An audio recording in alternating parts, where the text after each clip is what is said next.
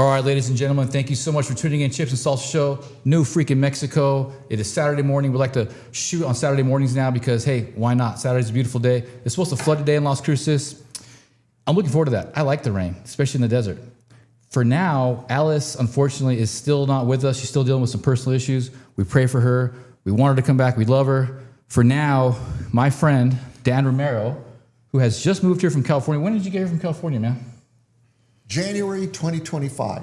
We actually closed escrow December 2024. So just about a year and a half now he has been here. And Mr. Romero, you were I guess you can say a longtime mayor in California, right? Can you introduce the audience as to who you were as far as that's concerned and why you came here, just so we can give you some notoriety? Well, Zeke, first of all, thank you for inviting me here. I really appreciate it. And you've been a solid buddy because coming brand new to Las Cruces again, I grew up, was born in Las Cruces. I left when I was 19 and went to California. I lived in Los Angeles for a couple of months. It was too big for my brother and his wife, so I moved up north to Oakland with my other oldest brother and made the Bay Area my home.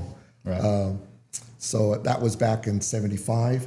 Okay. And so you're from here, ended up over there at '75. Well, I moved in September '74, and then in 1975 is when I was up and started living in the Bay Area. Okay. Eventually moved to a nice little city named Pinole with my other brother, and we lived together, and that's where I met my wife, moved right next door to her, and our best friends on the other side, it was a fourplex, and Gary and Pat Eckman, longtime friends since 1975, so all right. Met my wife, we got married, and we've been, lived there, and then just happened that it was California was just got a little too progressive for us. It was dismal.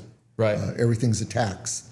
So that's right. Came to New Mexico with open eyes to realize that what happens in California happens in New Mexico. So unfortunately, yes. So I was going to CCIA. I liked the group.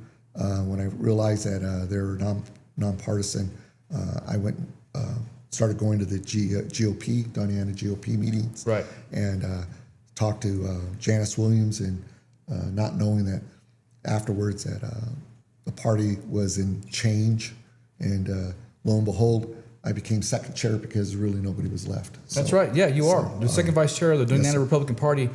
So we got to watch out with you. Yes, I guess I enjoy back in California. We lived in a small city called Hercules. It was less than, it was about 24,000 when we moved there. Wow. When we left, it was about 29,000. That's a very small community. They had $330 million in redevelopment loans. Wow. And not a building built. Oh, no. I started going to the meetings because we had daughters that were going to college, and Lori, my wife, said that I couldn't get into politics until they were out of college. Okay. So I started going to council meetings. I was that one singular resident that went to the council meetings for 2 years, asking questions about the city, asking about the loans, why we had so many loans and no new buildings built. It was all going into consultants. I mean, everything except for building stuff. Massive corruption. Wow. They hated me. I started asking questions. I ended up meeting a news reporter. And so in a small city like that, every event, everything that's being passed should go before the council. That council had $5 million, $6 million agenda items, and they put it on consent calendar. And then they had a business development subcommittee. And they said, the business development committee met, and we're suggesting that we pass all 5 of these items, probably $20 million. And so I asked Mr. Lochner, hey, what's going on? He goes, it's a subcommittee. And they meet like every Wednesday. I go, really? So this was Tuesday night. I said, when? He goes, 10 o'clock. So next morning, me and Mr. Lochner are there at 10 o'clock, 10:15. Don't hear anything. Uh-oh. I asked the guy at the desk, I said, hey, did that subcommittee meet? Yeah, they're back, they're meeting right now. I said, I wanted to go in. I wanted to be there. So we walk in, and they look at me, and they go, do you have any questions? I go, do you have an agenda? No. Oh, Guess what? It was an ongoing committee that met every month or twice a month. By law in California, they had to have an agenda. They had to have 72-hour notice. It was the last time they ever met behind closed doors. The Open Meetings Act. I mean, there we go. And that was the beginning of all. Pretty straightforward stuff. Well, at one point I had city employees calling me up, telling me things about the city. Things started falling apart. The FBI came in, state auditor, everybody was in there. It was like a hornet's nest. And the city lost 50% of their police department, 40% of their employees. November 2010, we had knocked out 2 incumbents. December, when we're installing the new electeds, the assistant city manager resigns publicly. There's probably 20-foot dais out there. She slid her package down to the city manager. Oh, no. Man, I don't know if she practiced that, but it was amazing. She was an executive director for a transportation agency in the county. Okay. That the county was 1.2 million people. So she was big time. All right. And they had her serving coffee to people and stuff like that. So that started it. We started a recall June 2011. I was elected with 2 others as a recall. Wow. Got installed 21st of June 2011. The then interim city manager was the police chief, announced his retirement at the end of the month. We'd already lost the finance director because she was corrupt. There was really nobody left. Oh, she's got to zip out of there. And so Sister City helped us put our budget together. That night when we got installed, we started a series of every department had to come before the council, and line by line we went over their package, what they're asking for funds. Did it take forever? Absolutely, but we were so close to bankruptcy that we needed to show to the public that we were going to do this. So we went line by line. We had a Parks and Recs department that had a cultural fair. City made no money, and we were losing $2 million in that department, okay? So it was just proving to the public. We ended up filing a fiscal emergency. I had no idea what it was. It was one step close to the first step to being bankrupt. Damn. It was so bad in December when the vice mayor was supposed to step into the mayor. Yeah. He refused because we were so close. So I went ahead and said, I'll be the mayor. And I stepped into the mayor. It's weird going to a meeting for 2 years and sitting in the audience does not help you being behind the dais when you have to know all the procedures. Right. My faux pas was I had a hard time asking for a motion. So that was part of being a mayor. Do I hear a motion to accept? Right? Couldn't do it. So it took me a while. But that we were all new. I mean, we basically had 2 members with 8 months of experience or a year experience. Well, it was 8 months when I got elected. And then we had no training on the Brown Act, which is the open meetings laws for the state of California. Robert's rules. We actually had some mayors come in on a Saturday to help us. And so that's how we learned the rules. So yeah, built the city up again. It was tough because, I took out a long time mayor, and it was tough going to the store. People didn't like me. 2 years later, I had people thanking me, apologizing. So I was there 13 and a half years. I never missed a council meeting, not one time in 13 and a half years. Wow. So, and my whole thing is about being open.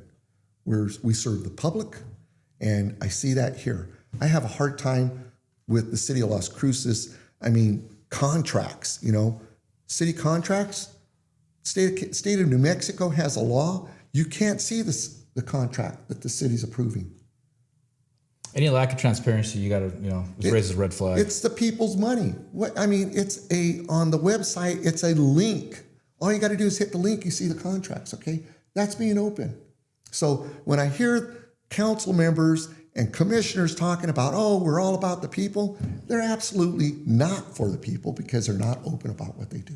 Yeah, and that was my first impression of you when I'd heard about you and I met you, is that you're someone that likes to get right to business. You want to get to the root core of any issue that may be festering, and be it the local Republican Party or particularly with the city council, because that's your your forte, that's your experience level, that's your wheelhouse, and you weren't messing around. You're like, look, they should be doing this, this, and this. The city, and I remember you talking to me like, hey Zeke, can you believe this? And boom, boom, boom.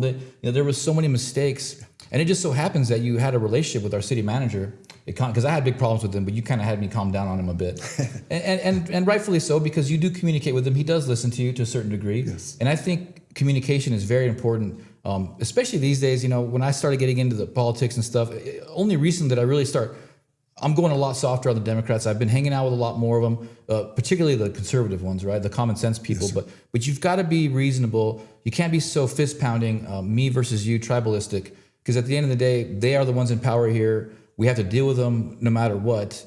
And it's better to be open. It's better to be open and better to try to figure things out. Now, of course, if there's corruption, people need to be held accountable. But so again, it goes back to you and your experience level, and you just basically asking the right questions and opening up the dialogue with your experience. That's what's so cool about, you coming here to Las Cruces. I feel like you're kind of like a treasure, you and your wife coming here, because you bring all that experience with hardcore corruption, hardcore turmoil, and you're a proven leader that got that city through that. And I know you're very humble about this kind of stuff, but someone who's been here in Las Cruces and dealing with politics in New Mexico, we've been dealing with that type of abject chaos from the beginning, and even more so now, as you know, both in the city and in the Republican Party. And we don't have to speak too much about the Republican Party, because I actually kind of refrain from it here on the show. It's so complicated and nuanced.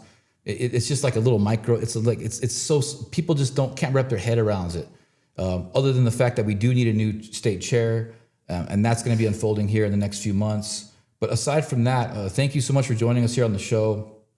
Longtime mayor in California, moved here with his wife about a year and a half ago, and you wanted to get into some local political stuff. Right. I mean, let's talk about Las Cruces. We're talking about New Mexico in general, right? Let's start with the city of Las Cruces. Okay. So, and first of all, anytime you're an elected official, it's not about you. I mean, yes, I was part of 5 votes, and the council understood that. It wasn't just me, it was the council. Yeah. And you always have to include everybody in it. City of Las Cruces, for instance, when I got brought in, so the police chief didn't like me. I didn't like him, right. my orientation. So he came in, my first meeting with orientation with city staff. That was a city clerk and the interim city manager. He tells me, the interim city manager, who's the police chief, says, you're not to talk to any city employee. You're not to tell them anything. Wow, okay. And if you do, it'll be a misdemeanor. I said, is that all you have to say? He said, yes. I said, thank you very much. That was my orientation, okay? I've been in that position before. The new guy on campus, the new guy on the block is a tough position to be, but I've gotten so used to it over the years. But it's kind of a tribalistic thing. We don't like the outsider. And there's a quick click that forms again, especially if you're some form of a threat. Now, for those who can't see on the show, Dan the Man Romero here is a tall dude. What are you, like 6'3", 6'4"? I'm 6'2". 6'2", feels like 6'4". And I'm in my 70s and I still stand straight. So so right out the gate, you're a threat to most men. You know what I mean? Because you're a taller guy and you're a smart guy. You don't mess around. So of course, I can imagine the police chief who had experienced all that corruption leading up to your election is like, I don't want anything to do with this guy.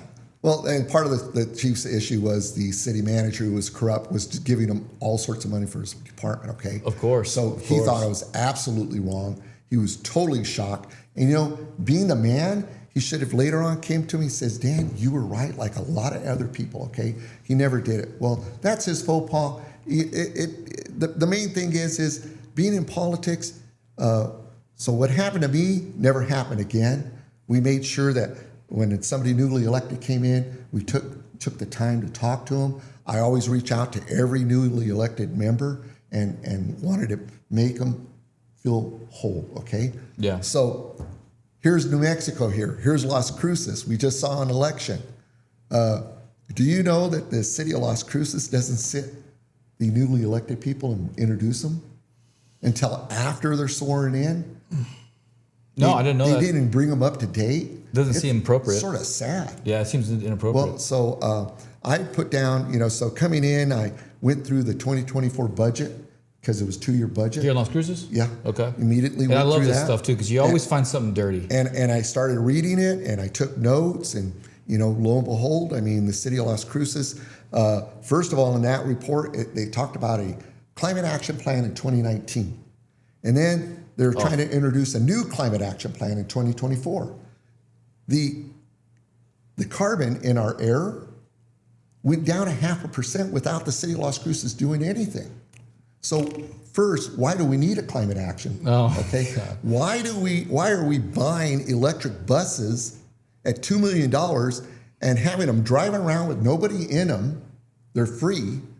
And they bought the buses, they didn't even have the DC chargers for them. Right. So it was taking them 2 days at a kilowatt an hour to charge a 400 kilowatt bus. So those are mistakes. And it's also, we could be what? Green? At what cost? So, and then you talk, and in there it shows, the report showed, we have brownouts. Well, it's not due to industry, it's brownouts due to dust, which is a natural thing, but they're including that in there. So, the climate action report's one. In California, our city, we had new members that wanted a climate action plan. And I talked to the city manager, I said, do we really need this? He goes, no, Dan. And if we do it, then the state's gonna hold us to what we're doing. And so we were able to convince the council members we didn't have the money to do it, first of all. And so we took the climate action plan off the table because it wasn't mandated by the state of California and we didn't really need to do it. So those are actions that are happening right now in our city. So what have we found out? Well, I've been here. Well, first thing you do is you look at the budget, which I did. I actually sent it to a candidate to help him understand what was going on. And then he didn't get elected, so being the good guy I am, I went ahead and gave it to the person who won the election. And he called me up. He goes, thank you. So it's crossing the line sometimes because it's a municipal job and every leader needs a chance to step in and be successful. So those are things that you do. And I'm mature enough to say, hey, I can cross the line because local politics, it should be local. It shouldn't be about your political affiliation, which in our council in Las Cruces, very politically active. I actually went before one council meeting and called out a council member and said, hey, it's not affiliated politics. When you walk through the city doors here to come to your meeting, you drop your political views. It's about the benefit of the city. So what's happening right now, you have certain council members, they changed the welcoming policy. Well, it's actually anti-ICE. That's federal law. What are they doing when they're doing stuff like that? Are they putting the city in jeopardy of losing federal money? They're now attacking the flock cameras. Flock cameras is a great camera system. It's a license plate reader, and it's like $1,000 a year per camera. In my city, it was so small, we had 50 of them. They were all throughout the city. We first started with 10, small little city. If somebody had a reported break-in, a neighbor always sees something, we could backtrack and see the car, catch a license plate. It's that nice. A license plate reader comes on and catches a license plate within 5 to 10 seconds, and that's it. It's not a closed circuit camera, but we have political leaders here in town on council trying to scare the public, saying they're watching every action, which is not true. It's a tool. Police officers can't be everywhere all the time. So those are things that are occurring now. I mean, currently, they already did a survey. I think I heard there was 2,000 people. It's a plan for the city. 2,000 people responded to their survey. Now they want to do individual meetings. I think there's one Monday at the Sage Cafe for my district. But what I'm hearing is the activist groups go to each one of these meetings and then put down what they want, right? Well, so I asked one of the council members, are you getting the name and address and showing proof that they live in the district so they can participate in the meeting? Oh, that's a good idea. Yeah. So, that's a brilliant idea. But again, we're having activists that are sort of directing our politics in our city. And it's been like that. That's a tactic in New Mexico. They do that on the state level, the legislator. They do that here as well. That's a brilliant idea because they're obviously paid. They're obviously not from here. Yes, sir. Like the guys who got arrested at county commission recently protesting the Project Jupiter. I've never seen those people in my life, and I highly doubt they're from here. If they were from here, I'd have seen them. I don't know. I mean, there's a chance that younger people could be like college students, but they were actually very good protesters. They seem very experienced. They almost seem like crisis actors in a way. You know, Well, that's just my theory. Don't you know? Allegedly. And so, you know, we have that. We have audits. There was the first audit I read. I probably think I talked to you. Continue with that. I'm going to fix something. Okay. Go ahead. The first audit I looked up was the Convention Visitors Bureau audit. Oh my gosh, what a shame. City got built out of like $5 million. Entertainment group out of Tennessee. The gentleman that was from the Cayman Islands brought him in. People never existed. That's the first one. We had sole sourcing, which means we were giving a contractor business without putting it out for other contractors. Right. It was catering business. Right. I mean, just steps that cities should be doing. And then what happened? You have the Amador Hospitality. Right. The whole block. Right. Gentleman comes in, never paid the down payment, never made the payments on the loan. 5 years, never paid any city taxes, any liquor license, didn't pay the garbage, built the city. Wow. Then we also have an audit that was about employee traveling. There was employees, the city paid for their flight, the employee came back with a voucher and turned it in for reimbursement. And so everybody listening out here to this, it's just like, I know it's like Las Cruces specific, but like he was saying, he was the mayor of Hercules, helped it, you know, get to where it was over the years. How many years? Well, I was mayor 4 times, we rotated, and I was on for 13 and a half years. 13 and a half years total. So, and this is America, okay? So wherever you are in New Mexico, Arizona, or even in Texas, we have, you know, fans, you know, from Southwest. If you live in a city, odds are you're dealing with some of these types of issues, like these Green New Deals, environmental stuffs, them not following Open Meetings Act. So that you guys know, these Open Meeting Acts is like the crux of the bare bones of what it is to run a city government. You've got to be able to tell your people when these meetings are going down. You've got to leave it open to the public. You get these crisis actors. This is happening all over the country. Guarantee it's happening in your city as well. So please take what he's saying very seriously. And I hope that people listen and start adhering to these same types of approaches where they are, because when you just say something, you ask the right questions, things start falling into line, right? Correct. But go ahead and continue. So the city has issues, okay? My issue with the city of Las Cruces is, first, it was 1,700 people. And so when I met with city manager Connie, the last time I met him, I said, Mr. Connie, I said, why is the city of Las Cruces the largest employer? I go, you got 1,700 employees. He goes, no, we got 1,900. I go, why? That's crazy, bro. You know, and so, and I guess what my concern is that right now they want to do an action plan for, they're asking the public. One of them is Parks and Recs. Do you know that last year Parks and Recs quadrupled their development impact fees for homes? So it used to be like $1,800. Now it's $8,000, $10,000 development impact just for Parks and Rec. Look at all the new homes that are being built in the east side. Every one of those homes is getting, Parks and Rec's getting $10,000. So why, you know, when you see these plans that they're doing right now, it's a precursor to another tax. Yeah. So my view is, why don't we look at what we're doing right now in the city, have a wholesale overview, and see, do we need all these employees? For instance, I was out for District 37, I was canvassing, and I was appalled by the roads. The roads are bad here, man. And I go back and forth between here and El Paso a lot now because I work over there and stuff.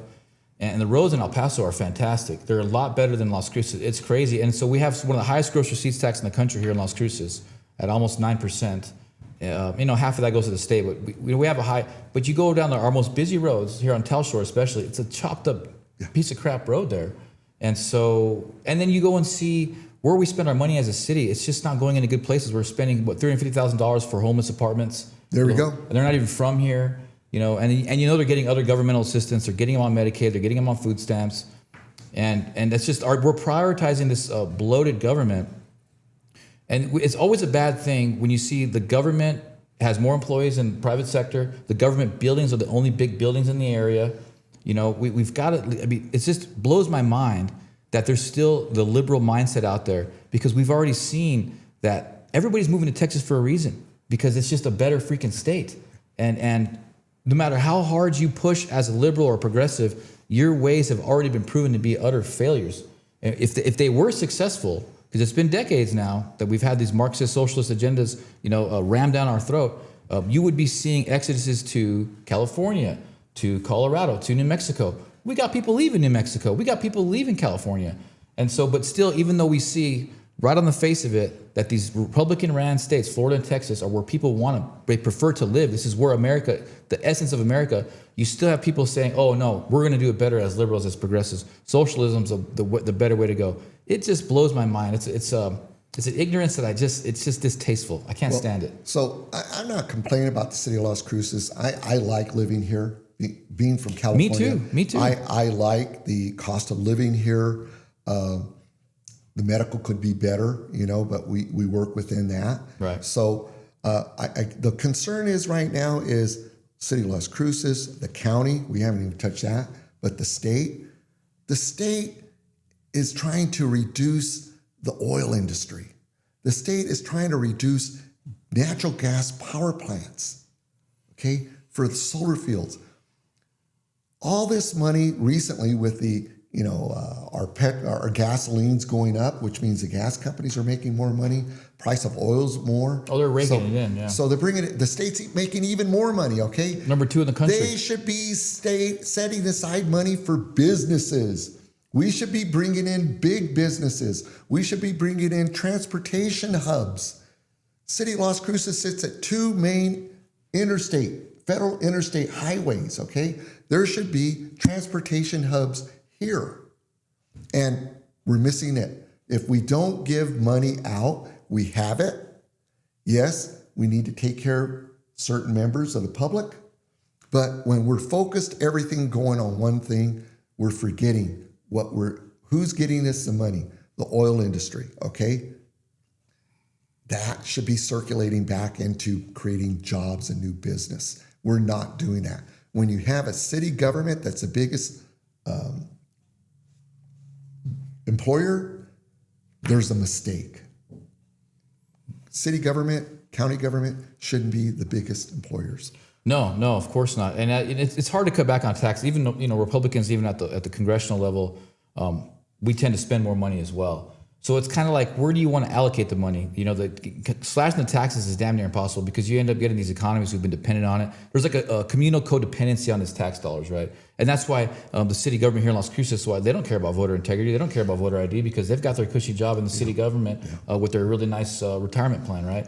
And so they're not really incentivized to be a Republican or get fair elections, because them and their family they're okay. They have that codependency I was alluding to. And so it all boils down to me, because everything you're saying is so commonsensical. You have such an awesome worldview, one of openness, one of reason, and it's so rare to see that in our government, even though that is the approach of a leadership, of a real leader. Because these elections are just they're not good. They're not good, man. Look at Rio Rancho. It's a much more safe city, much more appealing city. They govern their own elections. They have voter ID. And so I think that that's a big issue we have here in Las Cruces. And most Democrats are for voter ID. This is not a bipartisan issue, or partisan issue, rather. The city council here in Las Cruces should be trying to take control back over our elections, and we should be having voter ID. It's not that hard. Look, if Rio Rancho can do it, we can do it. Why do we parlay over our government, our local city government, to the county, who's been rife with corruption for a very long time? We just had that audit in county commission. We were talking about it a little bit before. These guys don't know what they're doing, or maybe they do know what they're doing. They're just not doing good things. The sheriff's department has issues.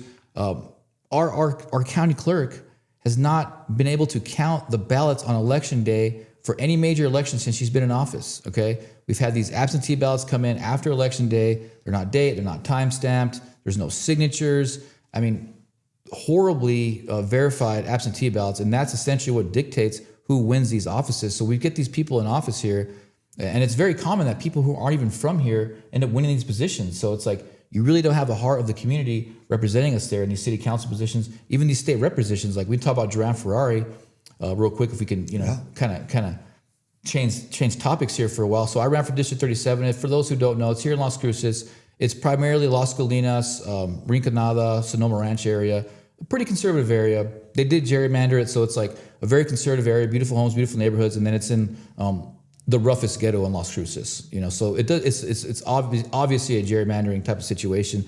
Although I did grow up in that poor area, I know the people in the area very well. Well, the people move in and out all the time. You can't say that I know them from my childhood, but I understand the culture. It's very hard to win an election in that district. But what they did recently is Joanne Ferrari was there for a long time. And she's not from here, guys. She's not from here. She's from out of state. Her main thing was abortions. She was the abortion queen, essentially. And when I did some more research on her, she basically gives out Medicaid to illegals. That was her main thing as a state representative. And now she wants to step down before finishing her term so she can try to smuggle in the opponent of Isabel Solis for District 37. And it's unethical as hell. That's just how these people roll. They don't care. They just thirst for power and they'll do anything for it. And so I go back to the fact that she's not from here. The main issues she's championing don't speak to the local community. This is a very Catholic community, a very Christian community. We're very pro-life. Here she is championing these. She got rid of the gestation periods. She's the one who got rid of the limits on these abortions, And then even further, so if the abortion goes wrong and the baby's still alive, most states have these save life, correct, legislation bills. So you got to save the life of the child who survived, because the idea is that it's not really alive. That's why you're able to, have the abortion. So if it comes out of the womb, it's not alive anymore. But apparently, now we have some of the worst laws in the country because of Joanne Ferrari, where if the abortion was botched and the baby comes out still alive, we really don't have any obligation to try to save that child. And unfortunately, Nathan Small's right there with what you said. Well, that's the Democrat way. That's our governor. They're doing the governor's bidding. So let's talk about legislator Ferrari. She's resigning. What did we just witness? Maggie Tolahus resigned. Yeah. Right? She was a candidate for lieutenant governor. That's right. Now we're going to get the state lands commissioner. Right? And she's got a little bit of a history maybe we could touch on in another segment. Yeah, that's a very powerful position, I learned. Yeah. So now she's doing it. So now the Democratic, oh gosh, we got away with it once. Well, let's go ahead and Joanne retires, right? Yeah. So Lori Martinez gets to possibly step in.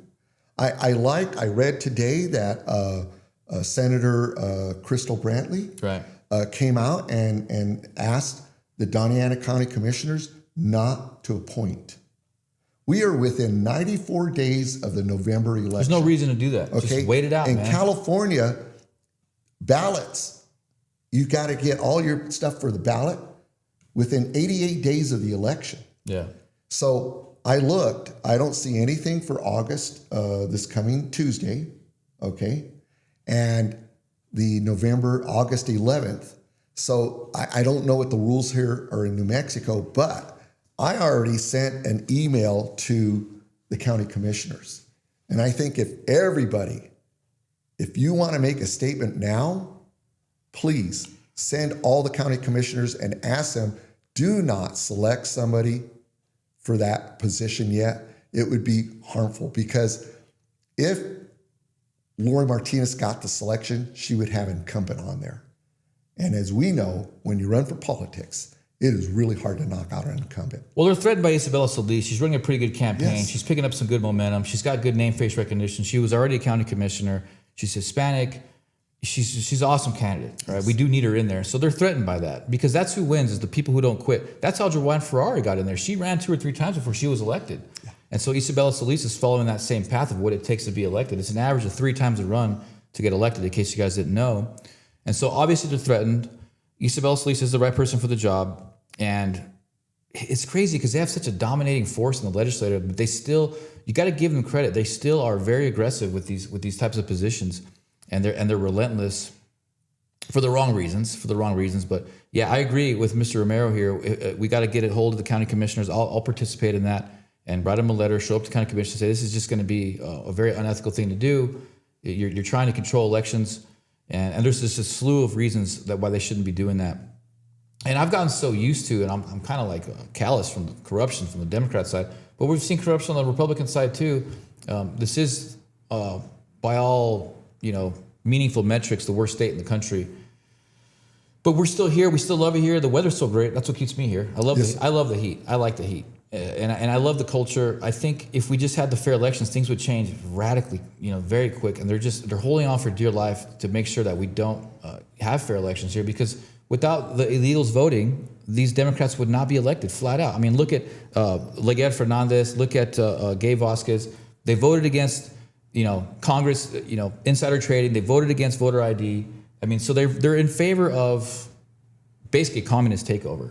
That's what they're saying, because you want to allow these congressional candidates to do insider trading. That's so horrible, man. You get in there with $200,000 a year salary, which really isn't much when you consider all the traveling they have to do, the cost of living of Washington, D.C. and stuff. It's not that, especially if they've got a family. They're never home. I feel like they should be getting paid more, or some kind of bonus structure if they do their job, if they actually do good things for the community. That way, this lessens corruption. But they're making $200,000 a year. Look at Nancy Pelosi. She's damn near a billionaire now. All these other congressional candidates or people in Congress are worth $50 million plus. Insider trading is a big issue, guys. But our illustrious congressional people in New Mexico are just for this abject type of corruption. I still do have hope. I am not someone who's that discouraged. And the main thing is because of talking to guys like you, man. We're talking so openly about these big issues that we really haven't had a platform to talk about. And if people knew about it, I think they'd get involved. It just takes a matter of a bunch of us getting together and raising peaceful hell, asking some tough questions to these people, embarrassing them as they should be. I think public shame is underrated. We got to go back to public shame. Okay, so let's get back to the county then, Mr. Romero. What were you thinking about the county? Well, so here we have the county. They just let go their county manager, Mr. Andrews, and now they're getting ready. So usually when a city gets rid of a city manager or a county manager, they hire an interim. Right. And the interim their job is to go ahead and get rid of dead meat or issues. And so what does the county commissioners do?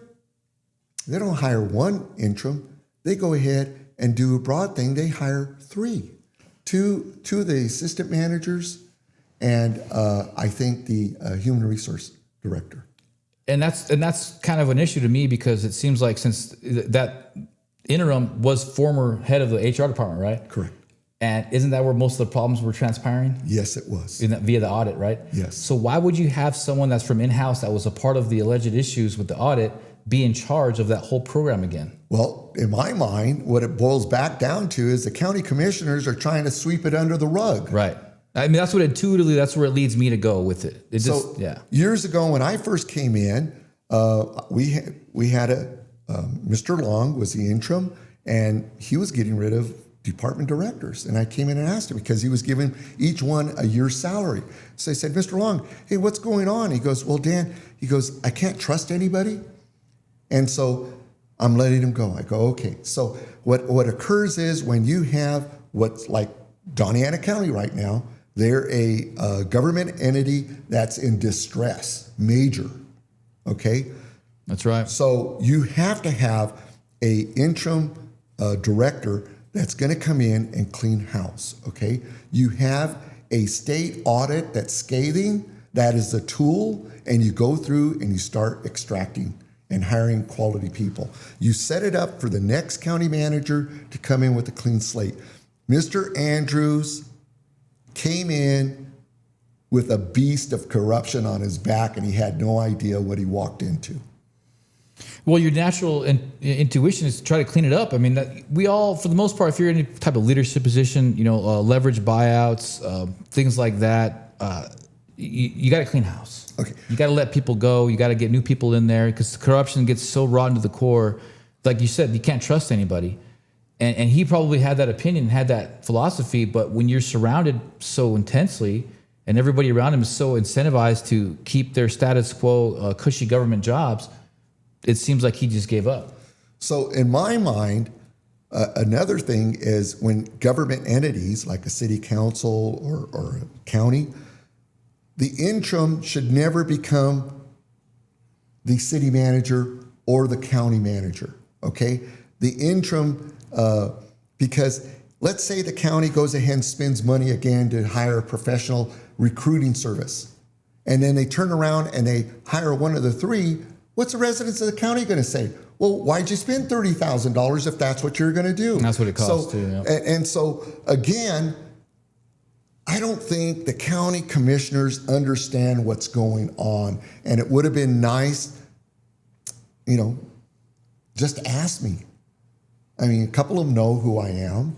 Just ask me, because I've gone through this. I mean, we part of city government is you lose city managers. In a small city like mine, we lost the good city managers because they went to the bigger cities. Yeah. So here in Doña Ana County right now, so there might be one of those assistant county managers might have the quality and experience to be the county manager. But now that they're the interim, does that take them out of the pool now? So yeah, they made several mistakes and they just needed to slow up. But after having that last meeting where everything blew up over the Project Jupiter, they scrambled. They made a fatal mistake. Yeah, a huge mistake. And what we talked about before is that there was an issue with how they brought that to the table, right? I mean, they got the industrial land grant, or okay, let's go over that again. Okay, so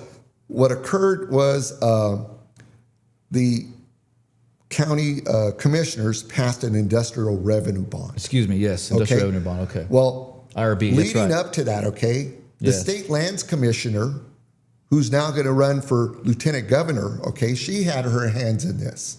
This started back in August, well, actually early 2024, when the state lands commissioner was negotiating with BLM for 87,500 acres of southern New Mexico BLM property. They had a preliminary agreement in August 2024. Immediately, she sections off 12 or 1,500 acres near Santa Teresa. Guess where the project's at? Right there. So this has been in the works. Then you have District 36 state legislator Nathan Small taking a hold of it and bringing it into the state legislature, and they start negotiating with Borderplex. Right. And then in March of 2025, they sign an MOU that Governor Lujan signs, and it allows a microgrid for the natural gas power plant and a microgrid for the desalinization, okay?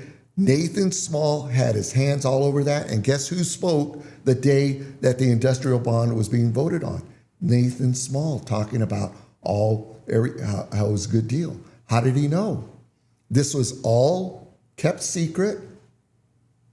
And so now what the county should have done is they should have taken a whole year to start talking about it with the public, bring us into this, allow public meetings, okay? And it's blown up in their face now. They have a huge publicity failure. And how do they're not going to be able to get it back in, because you have all the activists want a piece of the pie, and that's $165 billion. Yeah, so here's some money, shut up and go away. That's their goal, it seems like. And then you have the residents of Santa Teresa. Well, the noise pollution alone has been a major factor in why other data centers have been, scaled back in other communities, Arizona, other states. And then there's also the environmental impact with the water being undrinkable because they use up so much of the good water. I mean, you can go on and on with the big major issues. It devalues the property.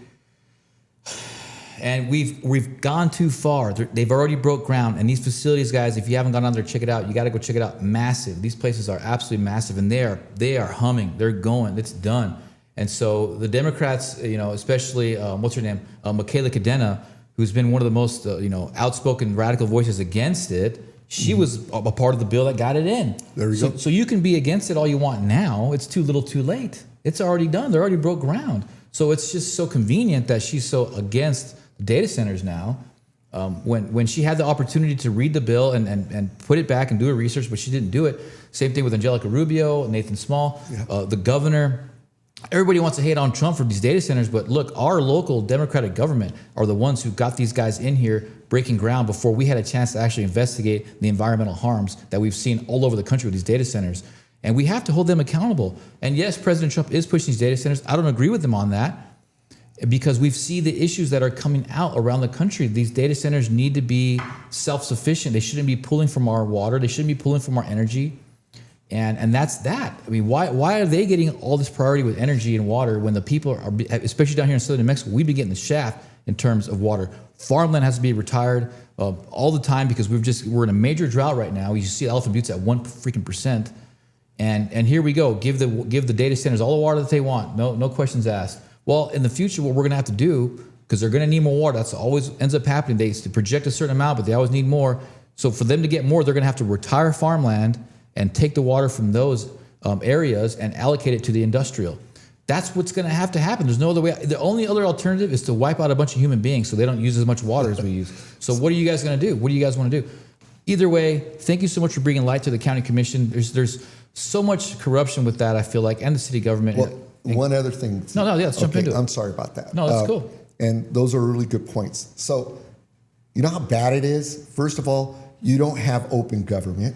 You don't have the state legislator. They have a thing that you have to file a freedom of information request to see a contract that's the people's money. Okay, so we never got to see that contract because you had to ask permission to see it, okay? Right. It should have been part of the contract. But more importantly, we don't know how many of the county commissioners, the county manager, and any of the county employees associated, how many of those people had stock in Oracle? Probably a lot. It should have been disclosed. It should have been disclosed prior to the vote. And you know what's funny? And so those are those things, because things are not open. The Democrats say, oh, we're such an open government. No, you're not, okay? And it's a program like we're doing today that we get to say this in public and out it because nobody is asking those important questions. How come the news agencies aren't asking every one of those elected officials, hey, do you have any Oracle stock? Do you have any stock in AI, data centers? You know, it's so funny because I was talking to a college student, a friend of mine, her daughter, she just graduated college, and she's super liberal, right? She's got out of college. So I'm like, well, what are your feelings about the data centers? She's like, oh, terrible for the environment. Horrible idea. It's just gonna destroy the local environment. And she's like, but I do own Oracle stock. Then I'm like, wait. You and your fiance own Oracle stock. And they're like, yeah. I'm like, so how are you so liberal and how are you so against them when you, at the same token, have Oracle stock? Like, well, look, for business, it's obvious it ain't going anywhere. We know it's going to pay off for us later in life. I'm like, but you have this moral objection to what they're doing. You see how that can't be? You can't do that. You can't be morally on one side and then financially driven on the other side. That in and of itself is unethical. And it just doesn't click. But it's so important to talk about this stuff because that's what's going on. And these are the questions that we should be coming publicly and talking to the commissioners and saying, excuse me, can you publicly announce that you do not own any Oracle stock? Wow, man. Yeah, that is hilarious. And that was the whole thing in what occurred where we voted for the county voted for the industrial revenue bonds prior to us hearing about the project. If we brought up the project first, we could have been asking these questions, okay? Because we didn't know who was behind all this. And the most important part is the Borderplex people immediately within a week or two were saying, that's our money. Wow. Yeah, and the so yeah, we've got a lot of problems down here in Doña Ana, but it's because of guys like you. I think we're going to get to the bottom of it. We do see a bright future in terms of the elections becoming fair. I don't see how President Trump can allow that to continue for his legacy and for the country. If we don't get rid of these absentee ballot styles elections, yeah, we don't have any hope. But I do have hope. Thank you for everything you're doing there and bringing to light all this different types of issues that we have in the county commission. The city government's a whole other thing too. It's a beautiful state to live. We have a lot of work to do, especially if you're someone that's in business. You just got to know, guys, if you're in a blue area, you're going to have to work extra hard. And I'm not afraid of it because this is what what I have to do politically on top of my career, my business career, is nothing compared to what the founding fathers had to do. Nothing. So I don't complain. I just do. These guys are farming. These guys are running their business. These guys are, firing muskets in the air and getting shot out with arrows and the natives and stuff. Like, I ain't complaining. But everybody needs to get a little bit harder. It's like everybody's getting a little soft these days, I feel like. And we need to start pushing back harder, of course, peacefully, but showing up to these meetings, reading the agenda, calling them out, holding them accountable. It goes a long way. Even if we don't have any Republicans in office here, it still goes a long way. And just understand, this is a phenomenon that's going on nationwide. Every blue city has a George Soros DA. Every blue city runs on absentee ballots, essentially. All these blue city councilors, these blue county commissioners, they're there because of horribly ran elections. Whereas when you go to these rural communities around New Mexico, they're super Republican. You got full-on Republican county commissions, full-on Republican city councils, because they have more control of their elections. Especially like in Rio Rancho, they govern their own city elections. And now you have a conservative community for the most part. Republican mayor, Republican city council, Republican county commission. So that's my goal, is to start pushing people towards getting voter ID, getting better around elections, because guys like you can inspire guys like me to get in and run for office. I know you're pretty much retired from politics. You don't want to get any more elected positions. That's okay. I'm so grateful for you to be here and sharing this types of knowledge with the community. And I appreciate all the things that you're doing as second vice chair of the Republican Party. This is what I would expect from the second vice chair, is to know this stuff and be championing the will of the people, no matter what party. Because the Project Jupiter is a bipartisan thing. Most people on both sides don't want them around. They've done the polling. So you're doing this and understanding this Project Jupiter stuff for the people. So thank you, man. Well, I guess we could call Project Jupiter Tesla, because people on both sides don't like Teslas, but people buy them. Hey, that is so true. Easy. Thank you very much. Thank you, brother. I appreciate it. Yes, sir. Yeah, so it was great talking to you, man. Hopefully we get you back on here in the near future. Thank you guys for listening and checking us out. Mr. Dan Romero, second vice chair of the Republican Party, former long-term mayor of Hercules, California, and just overall awesome dude. Thank you again, bro. And I always end in prayer. Lord Jesus, thank you so much for bringing us together and for giving us the opportunity to share this very unique and rare knowledge with the community, so that way we can rise up for you, Lord, and do a better job living in your path and living for you, Lord. And I just pray that you continue to give us the strength and the vision to live for you, God. And we are just so grateful for all of your blessings. In Jesus' name I pray. Amen. Amen. Thank you, guys.